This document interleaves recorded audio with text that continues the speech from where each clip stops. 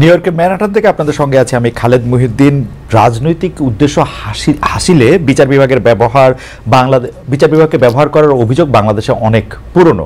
অন্তর্বর্তীকালীন সরকার যদিও গুম, খুন, বিচারহীনতা, দুর্নীতি নানা বিষয় নিয়ে কাজ করছেন, তবুও জুলাই আগস্ট আন্দোলনে আহত নিহতদের জন্য কারা দায়ী, কারা এর জন্য খুনি, সেইটার বিচার করার ক্ষেত্রে হবে কিনা, বিচার হবে কিনা সেটা নিয়ে অনেকে সন্দিহান।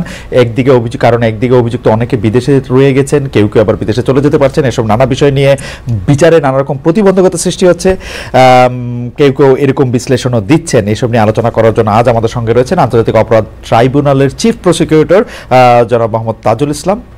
জনাব মোহাম্মদ তাজুল ইসলাম, আপনাকে আমাদের অনুষ্ঠানে স্বাগত জানাই। আপনাকে ধন্যবাদ, আপনি আমাদের সময় দিয়েছেন এবং আমাদের সাথে যুক্ত হয়েছেন। আমাদের সাথে আরও থাকছেন বাংলাদেশ সুপ্রিম কোর্টের আইনজীবী ব্যারিস্টার রাশনা ইমাম। ব্যারিস্টার রাশনা ইমাম, আপনাকেও আমাদের অনুষ্ঠানে স্বাগত জানাই এবং আপনি সময় দেওয়ার জন্য আমরা আপনাকে শুভেচ্ছা এবং কৃতজ্ঞতা আপনার জন্য। আমি ওসব প্রথমে জনাব তাজুল ইসলাম আপনার কাছে যেতে চাই। জনাব তাজুল ইসলাম, আপনি জানেন যে জুলাই হত্যাকাণ্ডের বিচারে আপনাদের অন্যতম চ্যালেঞ্জ হচ্ছে শেখ হাসিনাকে ভারত থেকে ফেরত আনা যাবে কিনা। অন্যদিকে আমরা দেখলাম যে জনাব ওবায়দুল কাদের নাকি 3 মাস দেশেই ছিলেন, তারপরে তিনি চলে গেছেন।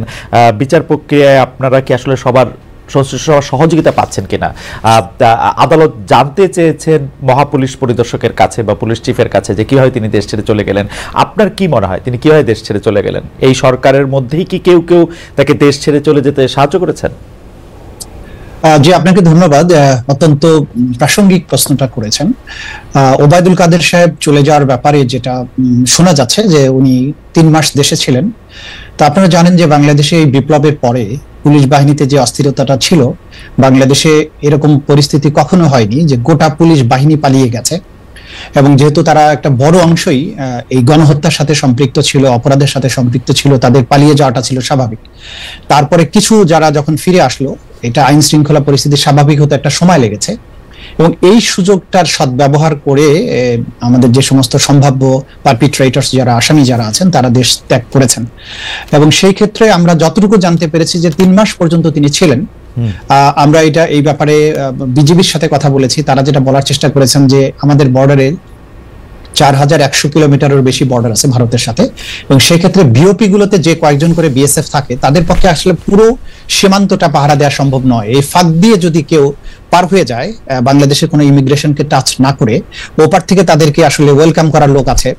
সেই ক্ষেত্রে তারা চলে যেটা যাচ্ছেন, এটা বিজিবি চাইলেও অনেক ক্ষেত্রে তারা রোধ করতে পারেনি বলে তারা বলেছেন। আর বাংলাদেশের মধ্যে এটা অস্বাভাবিক নয় যে পুলিশের মধ্যে যেহেতু তাদের অনেক বেশি অনুগত লোকজন ছিল, তারা কেউ কেউ তাকে সহযোগিতা করেছেন, এটা স্বাভাবিক। কিন্তু যত সময় যাবে আমি মনে করি যে এই জিনিসটা আস্তে আস্তে ঠিক হয়ে আসবে, এইভাবে পালানোর পথটা আস্তে আস্তে রুদ্ধ হয়ে যাবে তাদের জন্য। না মানে আপনার কথা থেকে একটু ব্যারিস্টার ইসলাম আপনার কাছে একটু আসি যে আপনি বলছেন যে যত সময় যাবে তত ঠিক হবে, আবার আপনি বলছেন যে বা আপনাদের কাছে খবর হচ্ছে 3 মাস উনি দেশে ছিলেন, অর্থাৎ প্রথম 1 মাসকে যদি আমরা ধরে নিই যে পুলিশ বাহিনী তার পুনর্গঠন সেটার ক্ষেত্রে অসুবিধা, কিন্তু আমরা তো দেখলাম যে যখন পুরোটার সবার দায়িত্ব নিয়েছে তারপরে উনি গিয়েছেন, এটা কিভাবে ব্যাখ্যা করবেন? মানে ডেফিনেটলি যে এই জিনিসটা তাদের ব্যর্থতা তো বটেই। আমাদের আইন শৃঙ্খলা রক্ষাকারী বাহিনী যে আদালতের যে ওয়ারেন্ট ছিল সেটাকে কার্যকর করার ব্যাপারে যতটুকু তাদের সিরিয়াস হওয়া উচিত ছিল, অথবা টেকনোলজি ব্যবহার করে তারা যেভাবে সিরিয়াসলি তাকে গ্রেপ্তার করতে পারতেন সেটা তারা করেননি, এটা ডেফিনেটলি তাদের একটা ব্যর্থতা আমি বলবো। আরেকটা জিনিস হচ্ছে আমরা এটাও জানতে পারছি যে প্রথমে তাদেরকে কিন্তু কোথাও কোথাও আশ্রয় দেওয়া হয়েছিল জীবন বাঁচানোর জন্য বা ইত্যাদি ইত্যাদি কথা বলে, কিন্তু তারপরে যখন জীবন বাঁচানোর পর্বটা শেষ হয়ে গেল, তাদের জীবনের উপর আশঙ্কা কমে গেল, তখন তাদেরকে আসলে আইনের হাতে সোপর্দ করা উচিত ছিল। সেই জায়গাটায় একটা শূন্যতা হয়েছে বলে আমরা মনে করছি। আপনার কাছে কি মনে হচ্ছে যে এটার ক্ষেত্রে কিছুটা পিক এন্ড চুজ করা হয়েছে, যে কাকে আসলে মানে আশ্রয় নিতে সবাই এক জায়গাতেই গিয়েছেন, আমরা ক্যান্টনমেন্টের কথা বলতে পারি, কিন্তু তারপরে পিক এন্ড চুজ করা হয়েছে কাকে তুলে দেওয়া হবে কাকে তুলে দেওয়া হবে না, ব্যাপারটা কি এরকম? এটা আমার কাছে ডেফিনিট কোনো ইনফরমেশন নেই। কিছু লোক গ্রেপ্তার হয়েছেন, কিছু লোক গ্রেপ্তার হয়েছেন বলে খবর বেরিয়েছিল, সেগুলো পরবর্তী সময় আমরা দেখলাম যে না, তারা আসলে গ্রেপ্তার হননি। তো সেক্ষেত্রে পিক অ্যান্ড চুজ অথবা কেউ তাকে ফেভার করা বা এরকম কিছু একটা হয়ে থাকতে পারে। যেহেতু আমার কাছে ডেফিনিট ইনফরমেশন নেই, আমার পক্ষে মন্তব্য করাটা কঠিন, কিন্তু দৃশ্যত তাদের পালিয়ে যেতে কেউ না কেউ সাহায্য করেছে, এটা বোঝা যাচ্ছে বিদ্যমান বাস্তবতা থেকে।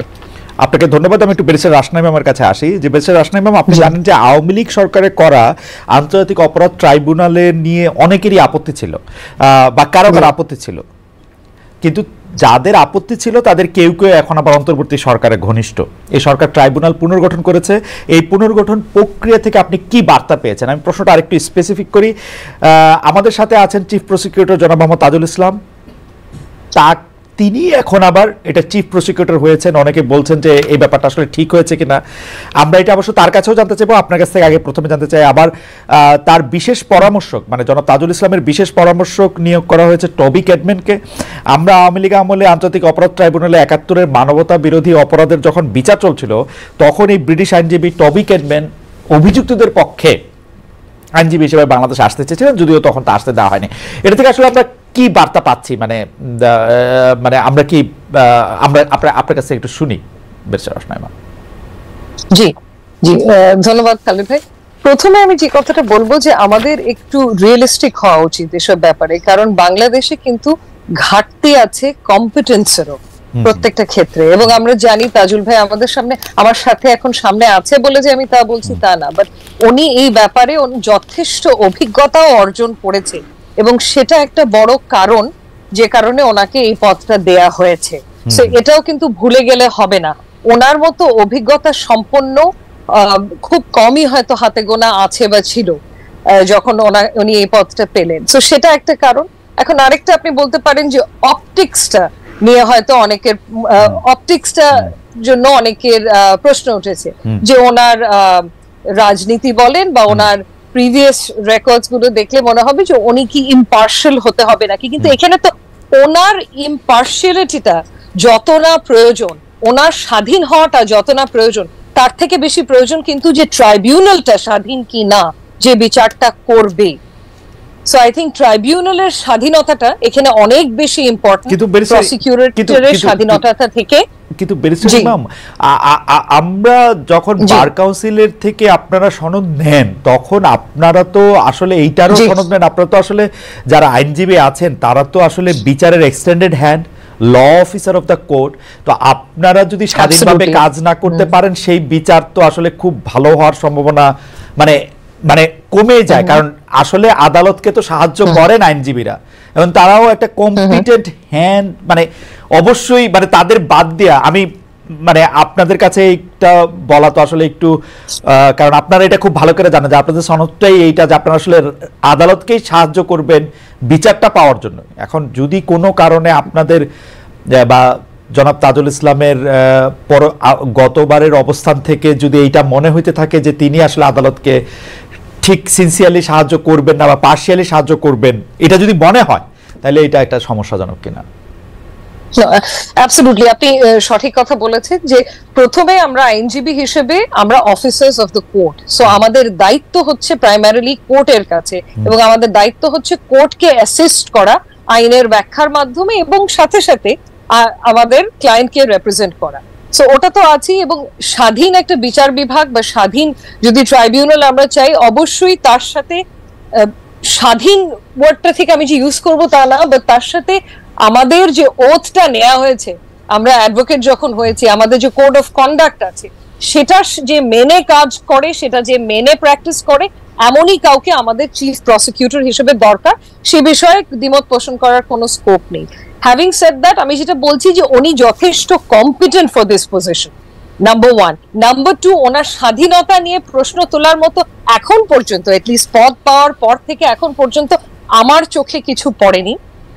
আপাতত সামনে গিয়ে যদি পড়ে তাজুল ভাইয়ের, তাহলে তাজুল ভাইকে কাঠগড়ায় দাঁড় করাবো, সেটা অন্য জিনিস, কিন্তু আমার চোখে পড়েনি।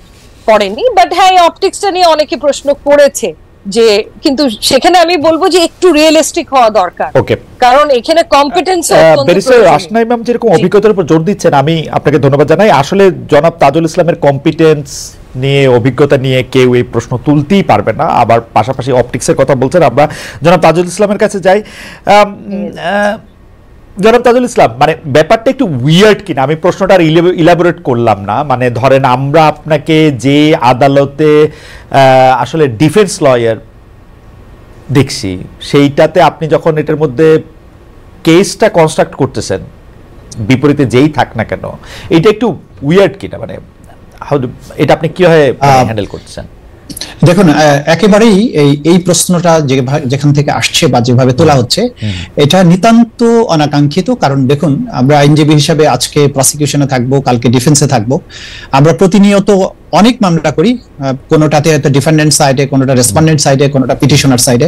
আইনজীবীর কাজই তাই। আমরা আমাদের ক্লায়েন্টের ইন্টারেস্টকে সার্ভ করব একটা জুডিশিয়াল প্রসেসের মধ্য দিয়ে, এবং সেই ক্ষেত্রে আমার ক্লায়েন্ট কোর্টে যাতে ন্যায় বিচার পান, সেই যুক্তিগুলো কোর্টের কাছে তুলে ধরে কোর্টকে একটা সঠিক সিদ্ধান্তে পৌঁছার ব্যাপারে সাহায্য করাই হচ্ছে আইনজীবীর কাজ। একসময় আমি ডিফেন্সের পক্ষে কাজ করেছি, তাদের ইন্টারেস্ট আমি সার্ভ করার জন্য চেষ্টা করেছি, তারা যাতে সর্বোচ্চ ন্যায় বিচারটা পান সেই ব্যাপারে আমার সমস্ত মেধা আমি ব্যয় করেছি। এখন আমি প্রসিকিউশনের পক্ষে কাজ করছি। দেখেন, যারা কনফ্লিক্ট অফ ইন্টারেস্টের কথা বলে, সেই সময় আমি যাদের পক্ষে মামলা লড়েছি তারা কি এই মামলার বাদী অথবা তারা কি এই মামলার আসামি? তারা যদি এই মামলার আসামি হতেন তাহলে কনফ্লিক্ট অফ ইন্টারেস্ট হতো, যে এক সময় তুমি তাদের পক্ষে মামলা করেছো, এখন তাদের এগেইনস্টে করছো, সুতরাং এটা কনফ্লিক্ট অফ ইন্টারেস্ট। এখানে আইনজীবীকে কখনো নিরপেক্ষ হওয়ার কোনো ব্যাপার নেই। নিরপেক্ষ ইন দ্য সেন্স যে আপনি একদিন আপনি ডিফেন্সে কাজ করেছেন বলে আরেকদিন প্রসিকিউশনে যেতে পারবেন না, এই ধরনের নিরপেক্ষতার প্রয়োজন তো এখানে নাই। কিন্তু এখানে যেটা দরকার, যেটা রাশনা ইমাম খুব ক্লিয়ারলি বলেছেন, একটা হচ্ছে যে অভিজ্ঞতা এবং কম্পিটেন্স, যে এই মামলা পরিচালনার ব্যাপারে যে ধরনের অভিজ্ঞতা দরকার, যে ডিটারমিনেশন দরকার।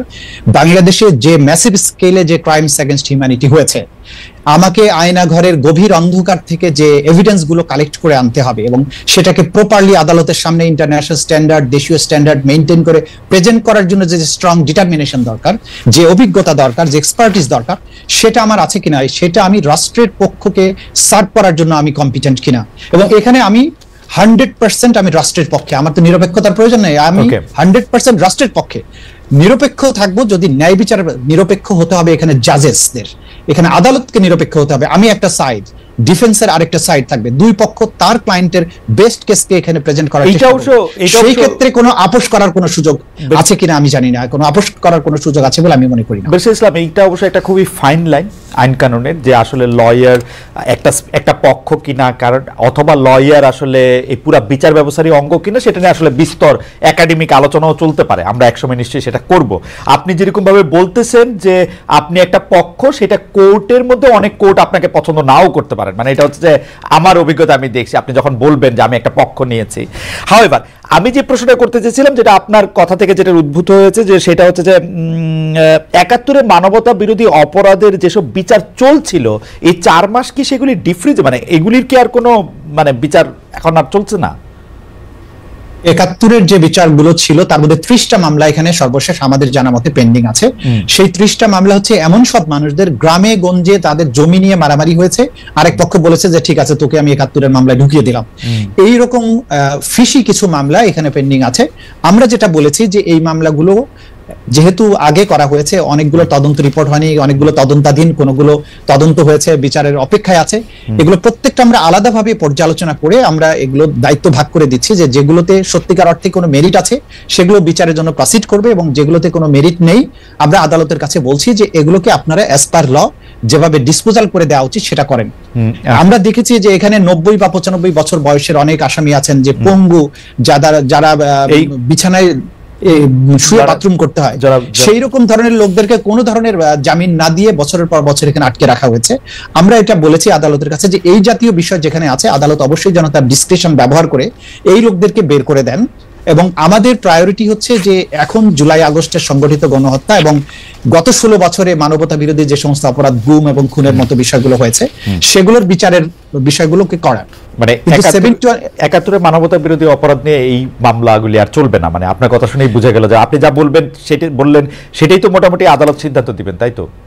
চলবে না, না না, আদালত তো আদালত স্বাধীনভাবে দেবেন, আমরা চলবে না বলছি না। এই মামলাগুলো যেগুলো আছে এগুলো দেখলেই বোঝা যায় যে এই মামলাগুলো হচ্ছে যে একেবারেই সাজানো মামলা, যেগুলো বা খুব বেশি এগুলোকে প্রায়োরিটি দেওয়ার মতো নয়। এটা কোর্ট বলার পরে বললে ভালো হইতো মনে হয়। না না, এগুলো হচ্ছে প্রসিকিউশনের পক্ষ থেকে তো আমাদের একটা বক্তব্য আছে। আমরা যখন প্রসিকিউশন ইনভেস্টিগেশন এজেন্সিকে সুপারভাইজ করে, আমাদের ইনভেস্টিগেটররা যে ধরনের রিপোর্ট দিচ্ছেন এগুলো আমরা দেখছি, দেখার পরে আমরা কিন্তু কোনো ডিসিশন দেইনি। আমরা নীতিগতভাবে যেটা বলেছি যে পর্যালোচনা করে আদালতের কাছে আমরা প্রমাণনয়ে প্লেস করছি। দেখেন, আমরা প্রতিদিনই কিন্তু এখনকার নতুন মামলার পাশাপাশি পুরাতন মামলাগুলো তালিকায় আসছে, আদালত কিন্তু দেখে দেখে এগুলোর উপরে অর্ডার দিচ্ছেন। সেগুলো ব্যাপারে যথার্থ যে যা প্রক্রিয়াটা গ্রহণ করা উচিত সেগুলো এখানে গ্রহণ করা হবে। আপনাকে অনেক ধন্যবাদ। আমি একটু ব্যারিস্টার আসনাম আমার কাছে আবার একটা নতুন প্রসঙ্গ নিয়ে আসি, যেটা নিয়ে আমরা আসলে জনাব তাজুল ইসলামকে একটু শুনবো। সেটা হচ্ছে যে বিচার বিভাগের স্বাধীনতা বা বিচার বিভাগ কতটা ভালোভাবে কাজ করতে পারতেছে সেইটার একটা বড় অংশ নির্ভর করে হচ্ছে জুডিশিয়ারিতে আমরা কাকে নিয়োগ দিচ্ছি বা দিচ্ছি না সেটার উপর। এবং পঞ্চদশ সংশোধনী বাতিল করার সময়, পঞ্চদশ সংশোধনীটা আসার সময় একটা কথা বারবার, মানে বিচারকদের পালনীয় আচরণবিধি, কারা বিচারকের মধ্যে নিয়োগ হবে, কে বিচারকদের সরাতে পারবে, সেগুলো নিয়ে নানা ধরনের কথা হয়েছিল। আমরা এখন এই সরকারের আমলে যেসব নিয়োগ দেখছি, বিশেষ করে মানে জুডিশিয়ারিতে নিয়োগগুলা, ট্রায়াল হাইকোর্টে ডিভিশনে তো বটে, ট্রায়াল কোর্টেও আসলে গুরুত্বপূর্ণ জায়গাগুলিতে কে আসছেন কে আসছেন না সেগুলি বিবেচনা করে কি মনে হচ্ছে এই সরকার কি একটা স্বাধীন বিচার বিভাগ চান, নাকি এরকম একটা বিচার বিভাগ চান যে বিচার বিভাগ দিয়ে আসলে তাদের মতো করে সিদ্ধান্ত দেয়া যাবে? ব্যারিস্টার রাশনি ম্যাম, আপনার কাছে একটু শুনতে চাই। জি জি, খালেদ ভাই একটু ভেঙে গেছিল। আপনি জিজ্ঞেস করছেন যে আমরা শেষের লাইনটা যে আমরা কি স্বাধীন বিচার বিভাগ চাই নাকি মানে এরকম একটা বিচার বিভাগ চাই যে বিচার বিভাগটা আমার পছন্দ মতো রায় দেবে, অর্থাৎ ডক্টর ইউনূস যেটা চাইবেন এটা একটু মনে মনে বুঝে নিয়ে বিচারকরা একটা রায় দিবেন, এরকম একটা বিচার বিভাগ চাই কিনা, বা তাজুল ভাই যেটা চাবেন যে সেটা রায় দিবেন কিনা? জি জি, একেবারেই না। আমরা এমন একটা বিচার বিভাগ চাই যেটা পুরোপুরি স্বাধীন। আমরা তো ভুক্তভোগী, গত 15 বছর ধরে আমরা ভুক্তভোগী। যে বিচার বিভাগ যদি স্বাধীন না হয় তাহলে কি হতে পারে, এটার ভুক্তভোগী আমরা সবাই। এবং এটা আমরা চাক্ষুষ দেখেছি যে যদি সরকারের পছন্দ মতো রায় না হয়, যেরকম 16th অ্যামেন্ডমেন্টের রায়, যেটা 16th অ্যামেন্ডমেন্টে যখন হাইকোর্টের রায় হলো যে বিচারপতি প্রিসাইডিং জাজ ছিল ওনাকে অ্যাপেলেট ডিভিশনে কখনো এলিভেট করা হয়নি, উনি হাইকোর্টেই রিটায়ার করেছেন। তারপরে আপিল বিভাগে জাস্টিস সুরেন্দ্র কুমার সিনহা যখন 16th অ্যামেন্ডমেন্টের রায়টা দিল, ওনাকে কিভাবে ফোর্স মানে জোর পূর্বক ওনার পদত্যাগটা করা হলো এবং তারপরে দেশ ছাড়তে বাধ্য হলো, এগুলো তো আমরা সব দেখেছি। এবং এটা আমার মতে একটা স্বাধীন বিচার বিভাগ। জি বেরসের ইমাম, আপনি এখন পর্যন্ত যে নিয়োগগুলি, জি বেরসের ইমাম, এই এখন পর্যন্ত যে নিয়োগগুলো হয়েছে, রাইট, সেটা দেখে আপনার কাছে কি মনে হচ্ছে যে এই সরকার কি? জি, আমার যেটা ব্যক্তিগত মনে হয় সেটা হচ্ছে গিয়ে নিয়োগের ব্যাপারে বিধিমালা প্রণয়ন করার পরেই হয়তো নিয়োগ হলে বেটার হতো। কারণ এখনো কিন্তু আমাদের সিস্টেমটাতে স্বচ্ছতা নেই যে কি ভিত্তিতে বা কি জিনিস বিবেচনায় নিয়ে নিয়োগগুলো হয়েছে, এ ব্যাপারে কিন্তু এখনো কনফিউশন আছে, এখনো ক্লিয়ার না আমাদের কাছে। হয়তো পরিস্থিতিটা এমন ছিল, আমি যে খুব সমালোচনা করছি এটা তা না, কারণ পরিস্থিতিটা এমনই ছিল যে আমাদের এই যে চলে গেছে, আমাদের কোর্টের প্রাঙ্গণ ঘেরাও করেছে, তখন বাধ্য হয়েছে ছুটিতে পাঠাতে 12 জন বিচারপতি। 12 জন বিচারপতি, তার মধ্যে অনেকেই সিনিয়র ছিল। সো বিচার বিভাগ বা ওই উচ্চ আদালত তো খালি হয়ে যেতে পারে না।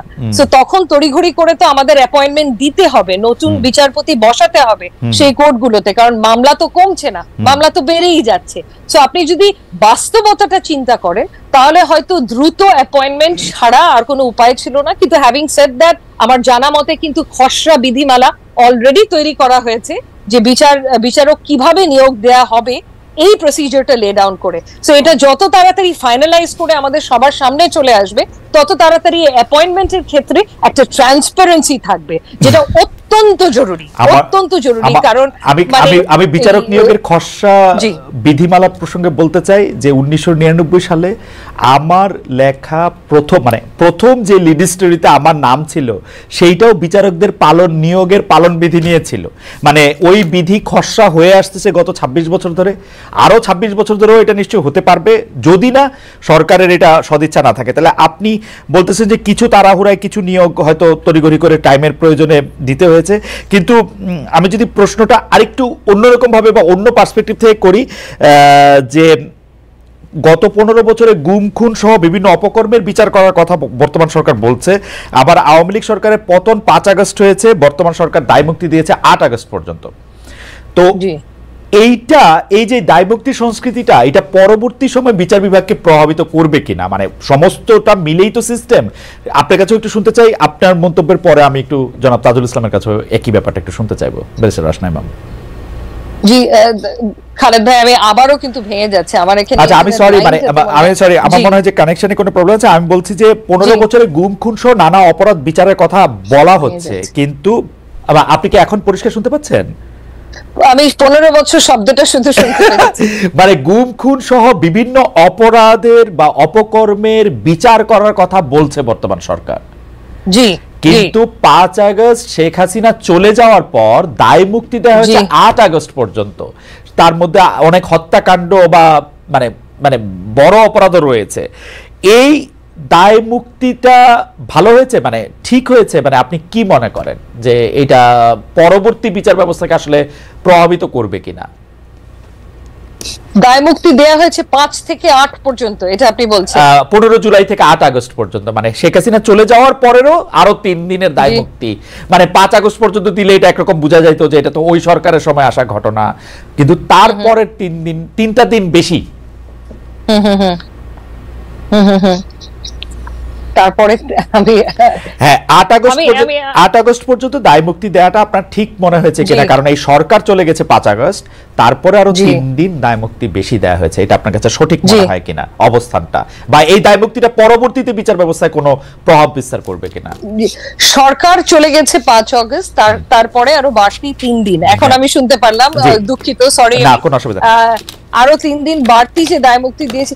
এখানে সরকার চলে গেলেও খালেদ ভাই, সরকার চলে যাওয়ার এই অর্থ তো না যে সরকারের সকল লোকজন নিয়ে সরকার চলে গেছে।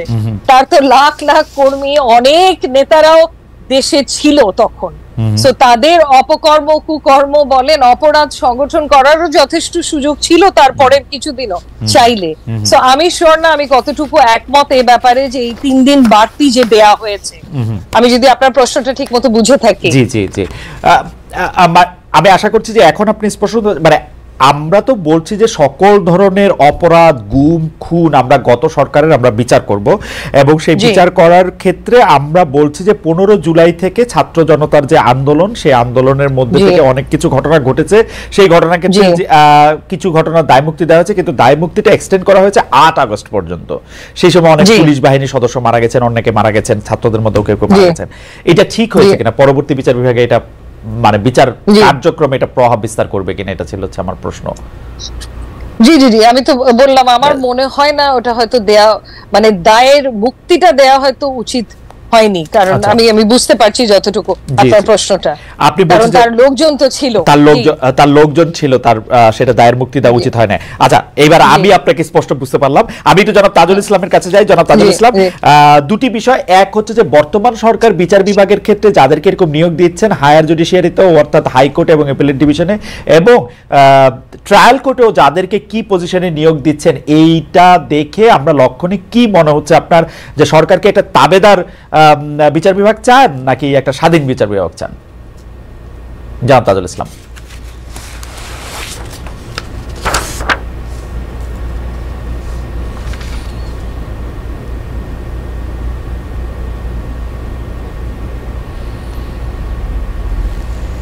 অভিজ্ঞতার অভাব আছে, সেই অনভিজ্ঞতার কারণে কিছু কিছু ক্ষেত্রে তারা ভুল করছেন।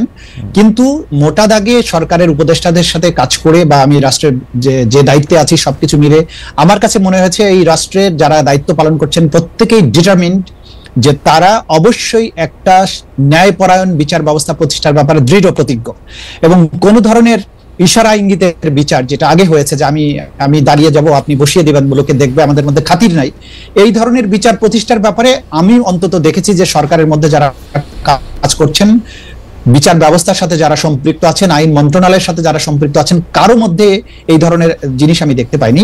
বরং তাদের মধ্যে একটা আমরা দৃঢ় মনোভাবই দেখেছি যে বাংলাদেশ যে বাংলাদেশ গিয়েছে এত রক্তের বিনিময়ে, এই বদলে যাওয়া বাংলাদেশটা যাতে সাস্টেইন করে এবং অতীতের এই কালো অধ্যায়গুলো কখন আর ফিরে না আসে সেই ব্যাপারে তারা ডিটারমাইন্ড। এই ব্যাপারে কোনো সন্দেহ নেই, আমরা এই বসংবদ বিচার ব্যবস্থা দেখতে চাই না। কিন্তু যেটা রাস্তা ইতিমধ্যে বলেছেন যে আমাদের একটা তাৎক্ষণিকভাবে এই বিষয়টা অ্যাড্রেস করার প্রশ্ন ছিল। বিচারকরা পদত্যাগ করেছেন, তাদেরকে সরিয়ে দেওয়ার দরকার ছিল। যে আগের সরকারের আমলে যারা এই সমস্ত গুম খুনকে বৈধতা দিয়েছেন, ছাত্র জনতার উপরে গুলি চালাতে সেগুলোকে বৈধতা দিয়েছেন, সীমান্তের 10 কিলোমিটারকে ফাঁকা করে দেওয়ার মতো একটা ন্যাক্কারজনক রায় দিয়েছেন, এমন বিচারকরা ছিল তখন এই রাষ্ট্রকে নিরাপদ করার প্রয়োজনেই বিচার ব্যবস্থাকে ক্লিনজিং এর একটা প্রশ্ন ছিল, তাদেরকে সরাতে হয়েছে এবং সেটা এখনো শেষ হয়নি বলে আমি মনে করি। কিন্তু এই সময়ে সুপ্রিম কোর্টকে চালু রাখতে হলে আমাদেরকে দ্রুততম সময়ের মধ্যে বিচারক নিয়োগ দেওয়া দরকার ছিল।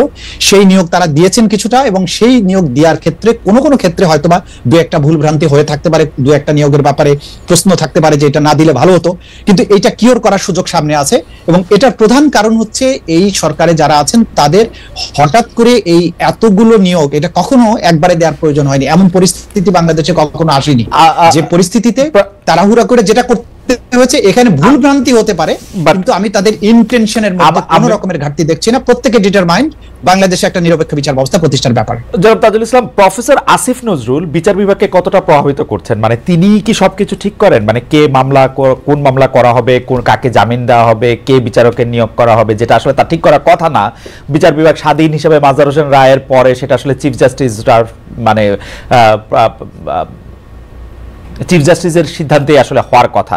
কিন্তু এই ক্ষেত্রেও কি জনাব অ্যাডভোকেট আনিসুল হকের মতো জনাব আসিফ নজরুল কি সবকিছু ঠিক করছেন? Absolutely not. আসিফ নজরুল সাহেবকে আমি কাছ থেকে দেখছি, তিনি আমি যে বিভাগে কাজ করি তারই দায়িত্বপ্রাপ্ত মন্ত্রী। আমার কোনো একটা সামান্যতম কাজেও তিনি কখনোই ইন্টারফেয়ার করেন এবং বলেছেন যে আপনি যখন যেখানে যেটা করা আইনসঙ্গত মনে করবেন, ভালো করবেন, সেটা আপনি করবেন। আমার জানা মতে আমাদের মাননীয় প্রধান বিচারপতির সাথে কথা বলার জন্য ওনাকে বারবার অ্যাপয়েন্টমেন্ট সিক করে কথা বলতে হয়েছে। ওনাকে ডিকটেট করার প্রশ্নই ওঠে না, এবং বর্তমান যিনি প্রধান বিচারপতি আছেন তাকে ডিকটেট করার কোনো মানুষ বাংলাদেশে নাই। এবং আসিফ নজরুল সাহেবের ব্যাপারে যত কথাই বাইরে বলা হোক, আমি তাকে পেয়েছি একজন নিবেদিত প্রাণ, একটা দেশপ্রেমিক মানুষ হিসেবে। তিনি আপ্রাণ চেষ্টা করে যাচ্ছেন বিচার বিভাগে প্রভাব বিস্তার তো দূরে থাক, বিভাগের কোন জায়গায় কোন রকম প্রশ্ন তৈরি হোক, এটা যাতে না হয় সেটা আমাকে দিনে রাত উনি বলেছেন যে তাজুল আপনারা চেষ্টা করেন যে সমস্ত কিছু যেন বিতর্কের ঊর্ধ্বে থাকে।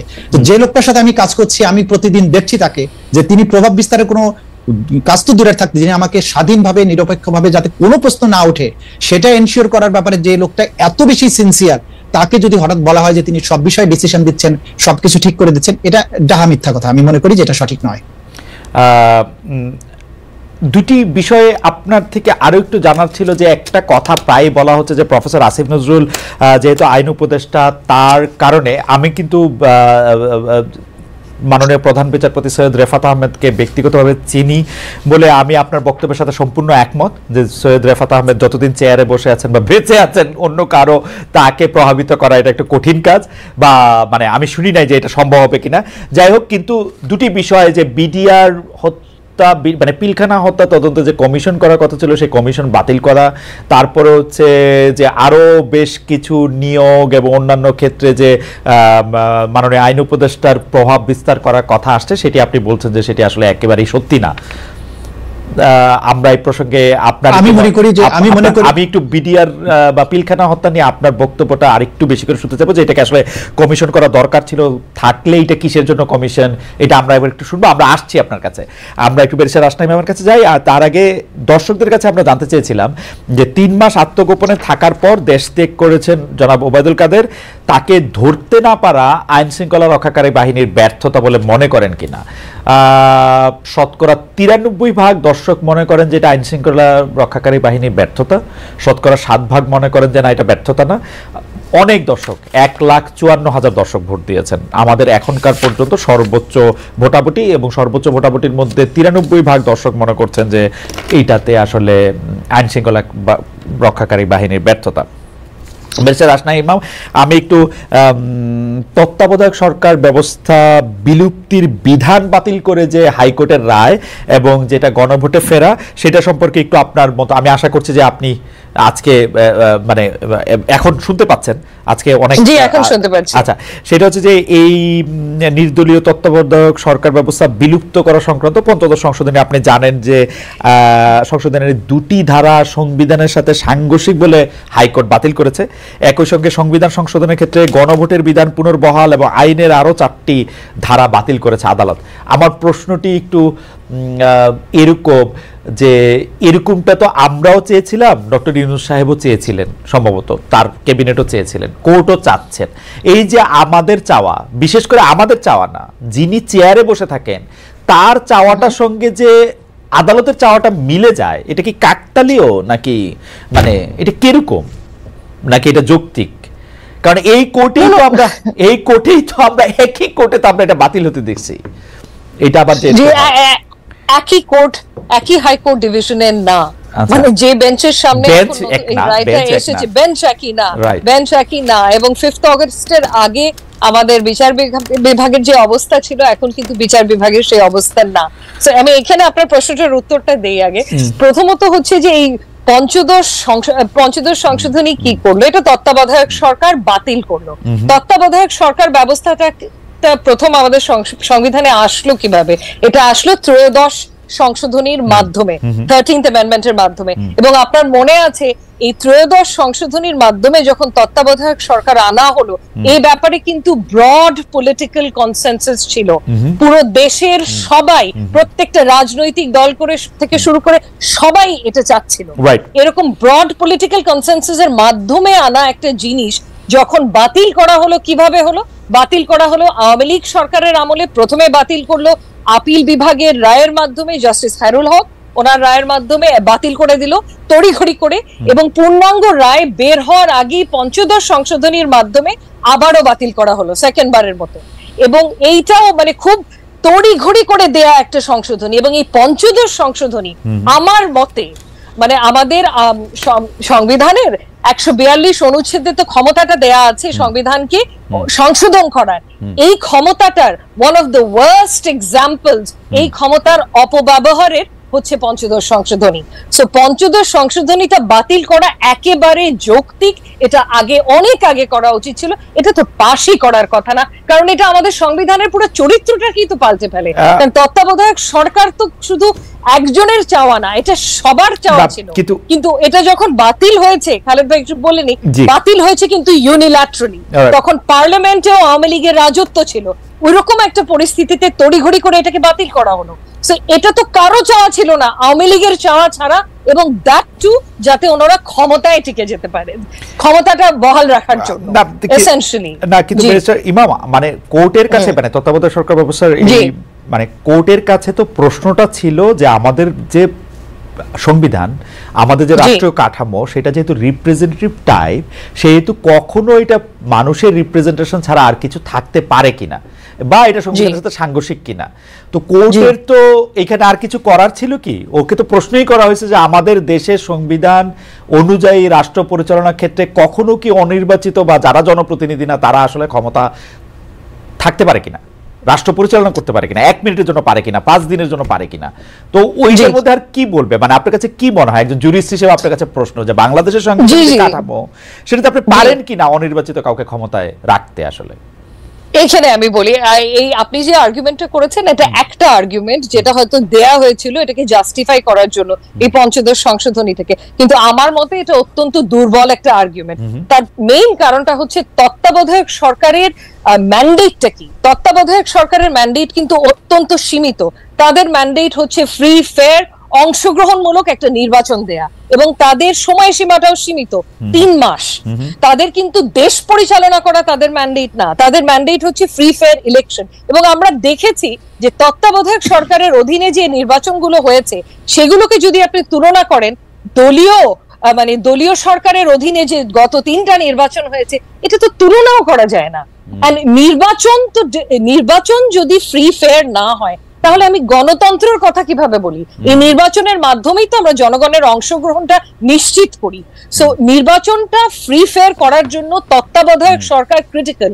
আমার মতে তত্ত্বাবধায়ক সরকারটা, ব্যবস্থাটা ডেমোক্রেসির সাথে, মানে গণতন্ত্রের সাথে ইন্টিগ্রালি লিঙ্কড আমাদের দেশের প্রেক্ষাপটে। এবং শুধু আমি যে অ্যাবস্ট্রাক্ট কথা বলছি, একাডেমিক কথা বলছি তা না, আমাদের লিভড এক্সপিরিয়েন্স। আপনি গত 3টা নির্বাচন দেখেছেন, আপনি তত্ত্বাবধায়ক সরকারের অধীনে 2টা নির্বাচন দেখেছেন। এই দুটো কম্পেয়ার করলেই কিন্তু বোঝা যায় কোনটা কাজ করছে গণতন্ত্রের জন্য, কোনটা কাজ করছে না। সো আমার তো মনে হয় 100% যুক্তিগত কারণ আছে পঞ্চদশ সংশোধনীর এই প্রভিশন গুলো বাতিল করার পেছনে। ওকে, আমি জনাব তাজুল ইসলামের কাছে ফিরি।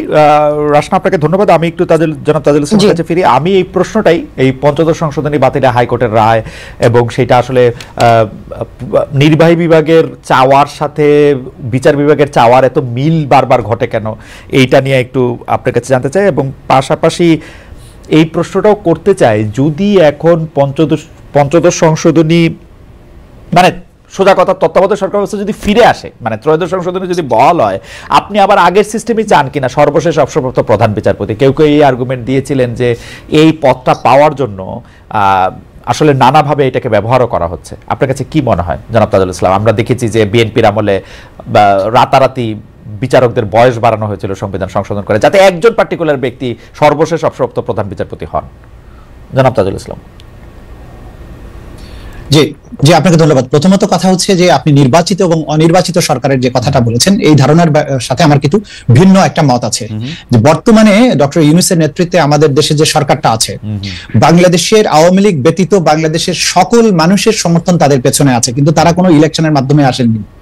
আমাদের সংবিধানে বলা হয়েছে জনগণের ইচ্ছা এবং অভিপ্রায় হচ্ছে প্রজাতন্ত্রের সর্বোচ্চ আইন। সুতরাং ডক্টর ইউনূসের সরকার বাংলাদেশের 18 কোটি মানুষের মধ্যে 17 কোটি মানুষের সমর্থন নিয়ে আছে। তাহলে আপনি যদি বলতে চান যে অনির্বাচিত সরকার 1 মিনিটও চালানো উচিত নয়, তাহলে ডক্টর ইউনূসের সরকার কি চালাবেন না? ডক্টর ইউনূস চালাচ্ছেন বাংলাদেশের সিংহভাগ মানুষের সমর্থন নিয়ে। This is number 1। আমি কি একটা প্রশ্ন করতে পারি? জনগণের ইচ্ছা ও অভিপ্রায় বোঝার তো উপায় আমাদের সংবিধানে একরকমই বলে দিছে, তাই না? নির্বাচন আমাদের সংবিধান কি জনগণের ইচ্ছা আর অভিপ্রায় কি আর কি রকম বলছে? আছে আছে। এই যে যেমন ধরেন এই যে বিপ্লব, যে বিপ্লব 5ই আগস্ট হয়েছে, বাংলাদেশের সিংহভাগ মানুষ চেয়েছে যে হাসিনার মতো একটা নিকৃষ্ট ফ্যাসিস্ট বাংলাদেশ থেকে চলে যাক। সে নির্বাচনের নামে তামাশা করেছে। এইটা জনগণের ইচ্ছা প্রকাশের মাধ্যম ছিল নির্বাচন। সেই নির্বাচন ব্যবস্থাটাকে আপনি ধ্বংস করে দিয়েছেন। তখন আপনার ইচ্ছা এবং অভিপ্রায় প্রকাশের ব্যবস্থাটা কি, সেটা ছাত্ররা দেখিয়েছে। 5ই আগস্ট ঢাকার রাজপথ দেখিয়েছে জনগণ তাদের ইচ্ছার বহিঃপ্রকাশ কিভাবে ঘটান, এবং যার প্রেক্ষিতে বাংলাদেশের সকল মানুষের সমর্থনে এখন ডক্টর ইউনূসের সরকার আছেন। সুতরাং ইচ্ছা বা অভিপ্রায় প্রকাশ করার জন্য নির্বাচন ব্যবস্থার বাইরেও সুযোগ আছে, যেটা বিপ্লবের মধ্য দিয়ে প্রকাশিত হয়েছে। দ্বিতীয় কথা হচ্ছে যে তত্ত্বাবধায়ক সরকার ব্যবস্থা যখন এই সংবিধান ইন্ট্রোডিউস করা হয়েছিল 1990 সালে, আমাদের সবারই মনে আছে, সকল দলের সম্মিলিত সিদ্ধান্তের ভিত্তিতে কিন্তু সেটা হয়েছিল, কিন্তু সেটা কিন্তু নির্বাচন ছিল না। সুতরাং জনগণের ইচ্ছা এবং অভিপ্রায়ের মাধ্যমেই তত্ত্বাবধায়ক ব্যবস্থাটা এসেছে। সুতরাং 3 মাসের জন্য তারা যে একটা বিশেষ দায়িত্ব পালন করেন, এইটা তারা অনির্বাচিত হিসেবে 90 সালে কিন্তু অ্যাজ সাচ এইভাবে বলার সুযোগ নেই।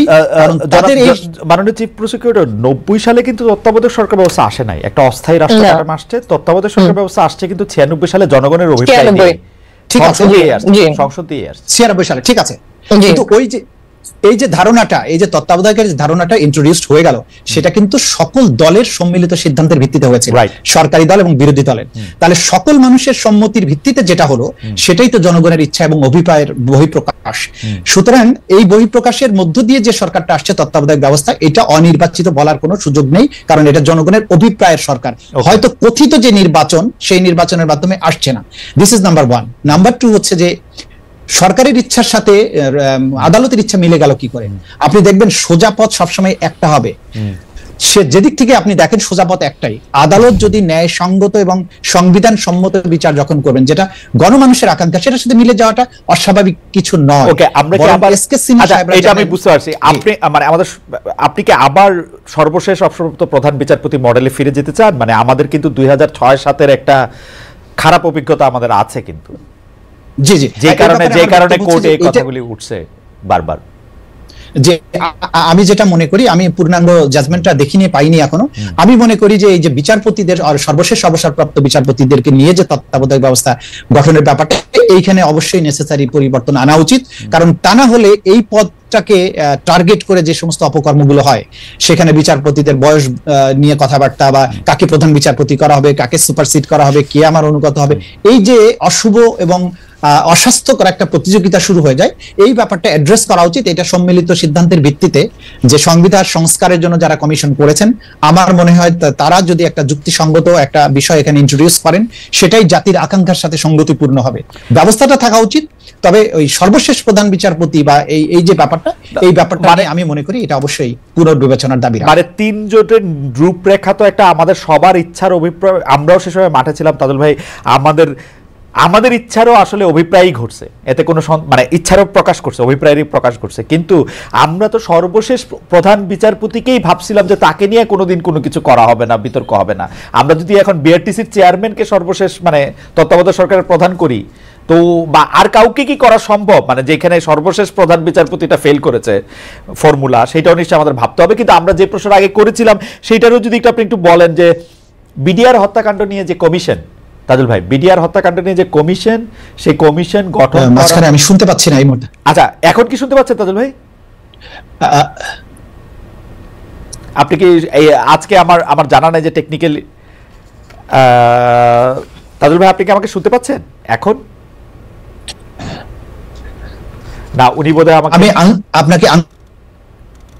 উনি বোধহয় আমাকে ঠিক করে শুনতে পাচ্ছেন না, অনেকে শুনতে পাচ্ছেন না। আমি আসবো আবার আপনার কাছে একই প্রশ্নে, যে এখন এই বিডিআর হত্যাকাণ্ড নিয়ে যে কমিশন গঠন করা হলো না ব্যারিস্টার আসলাম, এটা নিয়ে আপনি কোনো কিছু বলবেন যে এটাকে আসলে কমিশন করা উচিত ছিল, এই বিচারটা বা এখানে যে ঘটনাগুলি সেটা আসলে তদন্ত করা উচিত ছিল কিনা, সরকার কি এটা চাপা দিতে চেষ্টা করছে কিনা, বা কেউ কেউ বলছে যে আর্মি চাচ্ছে না যে এটার মধ্যে একটা কমিশন হোক? আপনার টেকটা একটু আমি জানতে চাই। জি, আমি পত্রপত্রিকায় যতটুকু দেখলাম যে বিচারাধীন আছে এই বিষয়টা, এবং সেই কারণেই কমিশন গঠন করা থেকে আপাতত বিরত থেকেছে, if I am not mistaken.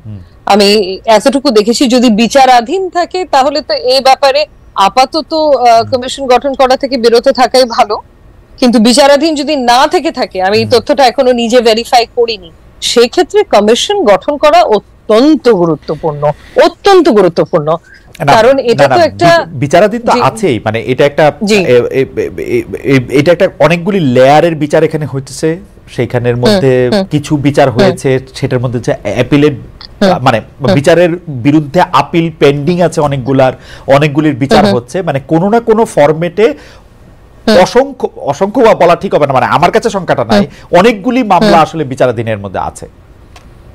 কিন্তু এর মধ্যে এনকোয়ারি কমিটি তো কোনো গঠন করা হয়নি কোর্টের অর্ডারের মাধ্যমে। মানে এই যে মামলাগুলোর কথা আপনি বললেন, এই তথ্যটা আমার জন্য জানাটা একটা প্রয়োজন, যে মামলাগুলোতে যদি কোর্টের মাধ্যমে কোনো এনকোয়ারি কমিটি গঠন করা হয়েছে এবং এনকোয়ারির আদেশ দেয়া হয়েছে এবং সেই প্রক্রিয়াটা চলমান, তাহলে তো আমাদের আলাদা করে আর কোনো কমিশনের প্রয়োজন নাই। কিন্তু সেটা যদি না হয়ে থাকে, সেই ক্ষেত্রে অবশ্যই এখানে ফ্যাক্ট ফাইন্ডিংটা তো ক্রিটিক্যাল, তারপরে না মামলা দায়ের করা হবে। তো ফ্যাক্ট ফাইন্ডিং এর জন্য তো একটা কমিশন গঠন করা অ্যাবসলিউটলি ক্রিটিক্যাল, যদি সেটা কোর্টের আদেশের মাধ্যমে অলরেডি না হয়ে থাকে। ওকে, আমরা একটু জনাব তাজুল ইসলামের কাছ থেকে এটা শুনি, যে আপনি ব্যারিস্টার রাশনাম ম্যামকে সম্ভবত শুনতে পেয়েছেন যে আমরা প্রশ্ন করেছিলাম যে বিডিআর নিয়ে, সেটি আগে প্রশ্ন করেছিলাম বিডিআর হত্যাকাণ্ড নিয়ে কমিশন গঠন করাটা জরুরি ছিল কিনা, কমিশন গঠন থেকে সরকার পিছিয়ে আসলো কেন? আপনার টেকটা একটু আমরা শুনতে চাই।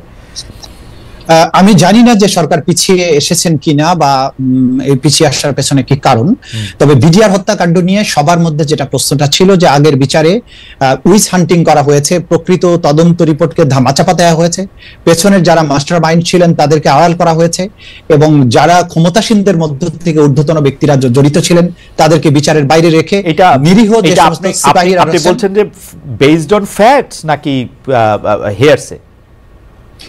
এটা দেখুন, এগুলো হিয়ারসের বাইরে তো প্রত্যক্ষদর্শী যারা ছিলেন, যারা ভুক্তভোগী, যারা বিডিআর এর হত্যাকাণ্ডের সময় যারা নানানভাবে এর দ্বারা প্রভাবিত হয়েছেন, সেই সমস্ত লোকদের কাছ থেকে শুনে আমরা বলছি, এবং বিশেষ করে সেনাবাহিনীর তদন্ত রিপোর্ট, এই সমস্ত জিনিস কিন্তু আলোর মুখ দেখেনি। সুতরাং এই যে বাংলাদেশের সার্বভৌমত্ব রক্ষাকারী একটা বিশাল বাহিনীকে রাজধানীর বুকে সেনাবাহিনীর তদন্ত রিপোর্ট পৃথিবীতে কখনো কোথাও, মানে বাংলাদেশে কখনো কোন তদন্ত রিপোর্টকে আলোর মুখ দেখেছে? বাংলাদেশের দুজন প্রেসিডেন্ট ক্ষমতায় থাকা অবস্থায় সেনাবাহিনীর কিছু কর্মকর্তাদের দ্বারা নিহত হয়েছেন, সেই সব ব্যাপারে চট করে কিছু তদন্ত কমিটিও হয়েছিল, সেগুলির রিপোর্ট কি কখনো এসছে আলোর মুখে? এটা আগে আসেনি বলে আসবে না, এটা আমি বিশ্বাস করি না। অতীতে বাংলাদেশ 52 বা 54 বছরের বাংলাদেশ এবং 5ই আগস্টের পরে বাংলাদেশকে আমরা ভিন্ন বাংলাদেশ মনে করি। আমরা মনে করি এই জিনিস আলোর মুখে আসতে হবে, কারা আমাদের সেনাবাহিনীকে এইভাবে সিস্টেম্যাটিক ওয়েতে ধ্বংস করার জন্য যে কাজ করেছে, সেটার ব্যাপারে একটা কমিশন হয়ে ফ্যাক্ট ফাইন্ডিং হওয়াটা জরুরি। আগের বিচারগুলো যথার্থ প্রক্রিয়ায় হয়েছে কিনা সেটাও বের করা জরুরি, এবং এই বের করার না হলে বাংলাদেশে এই যে একটা এই বিপুল সংখ্যক সেনাবাহিনীর অফিসারদের স্বজনরা যারা তারা মনে করেন যে তাদের প্রতি জাস্টিস করা হয়নি, তাহলে এই বেদনার কিন্তু উপশম করা সম্ভব নয়। যদি এটা কমিশন করা না যায়, সেই ক্ষেত্রে এই বিচারটা যেমন আজকে তার আন্তর্জাতিক অপরাধ ট্রাইব্যুনালের কাছে অভিযোগ নিয়ে এসেছেন যে এটাকে ক্রাইমস এগেইনস্ট হিউম্যানিটি হিসেবে ট্রিট করা যায় কিনা, একটা সেনাবাহিনীকে সিস্টেম্যাটিক ওয়েতে ধ্বংস করার জন্য এটা করা হয়েছে। তা আমরা যদি সেটা বিচারের জন্য আমরা বিশ্লেষণ করে দেখবো যে এখানে করা যায় কিনা, কিন্তু একটা রাষ্ট্রের একটা বাহিনীকে যদি একটা বড় পরিকল্পনার অংশ হিসেবে একদিক থেকে নির্মূল করার চেষ্টা করা হয়, ডেফিনেটলি সেটা ক্রাইমস এগেইনস্ট হিউম্যানিটির আন্ডারে পড়বে। কিন্তু এইটা খুবই ইন্টারেস্টিং না? মানে আমরা যখন এটা ভাবি তখন আমরা ভাবি যে এইটা দিয়ে বাংলাদেশের কেউ বা কোনো একটা মহল কোনো কিছু একটা অ্যাচিভ করতে পারে, 57 জন আর্মি অফিসারকে মেরে ফেলে কোনো একটা মহলের কোনো একটা উপকার হতে পারে। এইটা কি আমার রাজনৈতিক প্রতিপক্ষকে একটা বদনাম বা একটা অন্য কিছু দেওয়ার একটা পরিকল্পনা? মানে আমি আসলে হিসাব মিলাতে পারি না যাতে কার লাভ হবে। ধরেন আওয়ামী লীগের কি লাভ হবে এই 57 জনকে আর্মি অফিসারকে মেরে ফেলার ক্ষেত্রে তারা যদি একটা ভূমিকা রাখতো, বা মানে প্লটটা কি আসলে? জনাব তাজুল ইসলাম, দেখুন, এখানে যে শুধু আওয়ামী লীগে ইনভলভ ছিল এটা তো শেষ কথা নয়। আমার প্রতিরক্ষা বাহিনীর উপরে যখন আঘাতটা আসছে, এটা শুধুমাত্র আওয়ামী লীগের আসছে না, এর সাথে পেছনে আরো কোনো বড় শক্তি জড়িত আছে, সেটা বের করার প্রশ্ন কিন্তু আসছে। আপনি গত 16 বছরে আওয়ামী লীগের শাসন যদি দেখেন, যে ক্রমান্বয়ে এই দেশটাকে কিভাবে একটা পর রাষ্ট্রের প্রতি নির্ভরশীল করে তৈরি করা হয়েছে, এবং বিভিন্ন সময়ে আমাদের রাষ্ট্রের যে নির্ভরশীলতা এবং আজকে যে বাংলাদেশ জুড়ে ভারত বিরোধী মনোভাবের যে তুঙ্গে ওঠাটা, এটার পেছনে এইভাবে ক্রমান্বয়ে আমাদের রাষ্ট্র ব্যবস্থার সবকিছুকে ভারতমুখী করার যে প্রবণতা, এটার সাথে যদি আপনি চেইন করে চিন্তা করেন, তাহলে এটা কিন্তু অ্যান্সার পাওয়া সম্ভব হতে পারে।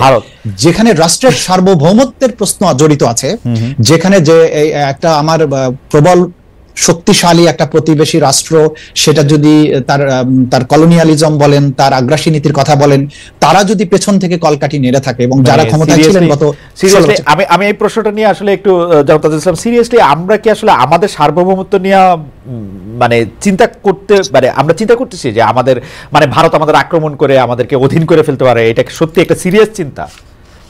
না, এটা আমি বলছি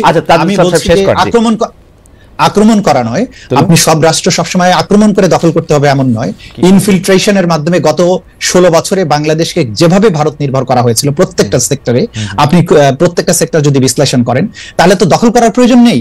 আপনি একটা ওসি নিয়োগ করার আগে যদি ভারতীয় দূতাবাসের পরামর্শ নিতে হয়, তাহলে সেই রাষ্ট্র তো দখল করার প্রয়োজন নেই। এই সব বিষয়গুলো পেছন থেকে কমিশন গঠন করে এটা দেখা উচিত যে এই কাজগুলো কিভাবে হয়েছিল, এই কাজগুলো আমাদের সৈনিকেরা কিভাবে আমাদের অফিসার থেকে হত্যা করলো, এই ফ্যাক্টস ফাইন্ডিং তো হয়নি। এটা অবশ্যই এটাকে বের করা উচিত জাতির স্বার্থে, ভবিষ্যতের স্বার্থে। বেশি রাষ্ট্র ইমাম কি মনে করেন যে এটা কি আসলে, আমার মূল প্রশ্নে যাওয়ার আগে আপনি যদি একটু ছোট করে বলেন যে এটা কি আসলে একটু পলিটিক্যাল রেটরিক বেশি, মানে একটা ইন্ডিয়া সার্বভৌমত্বের উপর হামলা, সেই কারণে একটা হইতে পারে ওরকম? ইটস লাইক আপনার কাছে কি মানে? আপনি বিডিআর মিউটিনির কথা বলছেন? বিডিআর মিউটিনি সহ আর যে বয়ান, যে ধরেন বাংলাদেশের সার্বভৌমত্ব হুমকির মুখে, আবার এটা অবশ্য বলছে তাজুল ইসলাম খুব সুন্দর করে বলছেন যে সার্বভৌমত্ব তো আসলে দেশটাকে দখল করে হবে না, নানাভাবেও এটা হইতে পারে। আপনার টেকটাও একটু শুনি। জি জি, মানে এইটুকু বক্তব্যের সাথে তো আমি একমত যে দেশটাকে দখল করা is not the only way. এছাড়া অন্যান্য বিভিন্ন ভাবে করা যায়। একটা দেশকে যদি আপনি ট্রেড এন্ড কমার্সের দিক থেকে ক্রিপল করে ফেলেন, তাহলেও কিন্তু এটা আমাদের সার্বভৌমত্বকে অ্যাটাক করা হবে। আমি যেটা জানতে চাইছিলাম যে আমরা এই কথাগুলি বলার সময় ফ্যাক্টস এন্ড ফিগার দেখে, স্ট্যাটিস্টিক্স দেখে আমরা বলতেছি কিনা গত 15 বছরের ট্রেড এন্ড কমার্স, তার আগে, কারণ আমরা কিন্তু বরাবরই দেখেছি, যেমন ধরেন বিএনপি ভারতে গ্যাস পুরো একটা মানে বিবিয়ানার গ্যাস পুরোটাই রপ্তানি করে দিতে চেয়েছিল। ভারতকে তো আমরা যে সরকারি ক্ষমতায় আসুক তার আসলে এক ধরনের সুবিধা করতেই দেখি, তার সাথে তো একটা ইন্ডিয়া সাথে শেখ হাসিনা হয়তো বেশি করছে, কিন্তু আমরা তো হিস্টোরিক ভাবে তাই দেখি আসলে। মানে এটা আমরা কেন এটা বলবো? মানে এখানে আমি একটা কথা বলি খালেদাই, সেটা হচ্ছে গিয়ে আমরা তো এই গ্লোবালাইজেশনের যুগে বাংলাদেশ তো আইসোলেটেড ভাবে এক্সিস্ট করতে পারে না। সো ভারত আমাদের শক্তিশালী প্রতিবেশী, এবং নানাভাবে ভারতের সাথে আমাদের সম্পর্ক আজকের না, সেটা হিস্টোরিক্যালি বলেন, কালচারালি বলেন, ভাষাগতভাবে বলেন, ট্রেড এন্ড কমার্স বলেন, প্রত্যেকটা বর্ডার শেয়ারিং তো আমি বাদই দিলাম, আচ্ছা প্রত্যেকটা ভাবে কিন্তু ইন্টেগ্রালি কানেক্টেড এই দুটো দেশ। সো আমাদের ভারতকে যেরকম প্রয়োজন, ভারতেরও আমাদেরকে সেরকমই প্রয়োজন।